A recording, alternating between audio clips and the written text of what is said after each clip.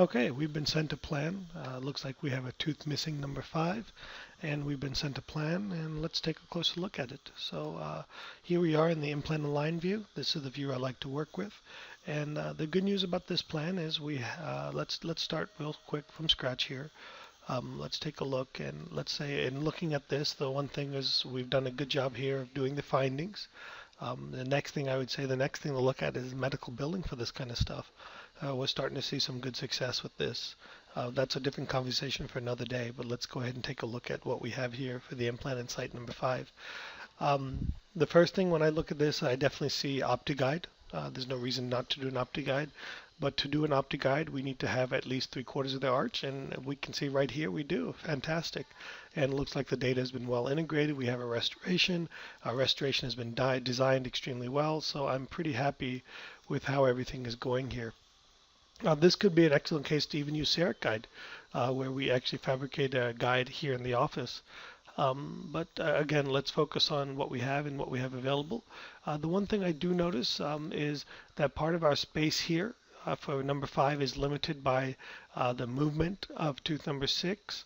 In comparison to side of tooth number 11, we can see that there is no gap there, but there is a gap here. So one of the things that we may want to consider, or at least talk with the patient about, is maybe some minor orthodontic treatment. You can see here that these laterals are rotated, so maybe something as simple as Inman aligner or a spring retainer of some sort can help turn these teeth back in without having to do full ortho or even Invisalign. Options like that exist, and I always look this as an opportunity to approve that or review that with the patient. But here we go. Let's go ahead and talk about tooth number 5. So we're in the implant align view.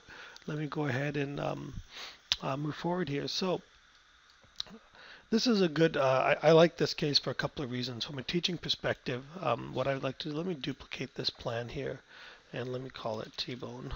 And then what I would like to do is, I want to plan this out the way we would normally do it, as if we didn't have any tooth data or any guided surgery. Most likely, this implant would be placed like so. If I sent this over to my surgeon, they would likely place this implant just like so. And and truthfully, there's nothing wrong with this placement. It is in bone, it's sound, it's well done, and maybe even they might place it like so. And that would probably be an acceptable implant placement that we would receive back. The implant is well in bone. It's on the radiograph. It would look very centered. It's very right at the bone level. It would look fantastic. But what would this look like with a tooth there? Now what are we going to do? Now we're left with how are we going to restore this? And this is what we're seeing. Remember, this root of this tooth was probably up here. The buccal plate was probably wider prior to it coming out. So these are the things that I can't express enough of how wonderful guided surgery is for this and how wonderful virtual planning is. So we can see here this implant would likely come out of the buccal. The good news is it could be totally corrected with a custom abutment. But then we would have tissue issues right here potentially. We'd have off-axis loading, a lot of different things going on.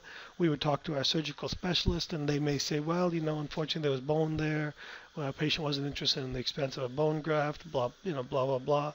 And we know that may not be the case. So, now let's go ahead and let me delete this plan. Now let's go ahead and base it on the plan that was sent to us. And you can see the tremendous difference there in the plan that was sent to us versus now. So let's go ahead and take a look, and let's look at what I would change, if anything at all, about this particular plan. So the first thing I notice is if in close inspection, okay, and now I'm being a little bit critical, is we can see that this implant is still coming out the buccal incline of this cusp. So what I would like to do is I would like to have the implant come through the central groove. And then so I would just gently move the implant that way a little bit, and then I might even tilt the implant a hair that way, but I may not do very much at all. And now we can see that our implant is coming through directly through the central groove, so it's better supporting what we have going on. And in evaluating everything else, we're far enough away from the adjacent teeth. Everything looks great here.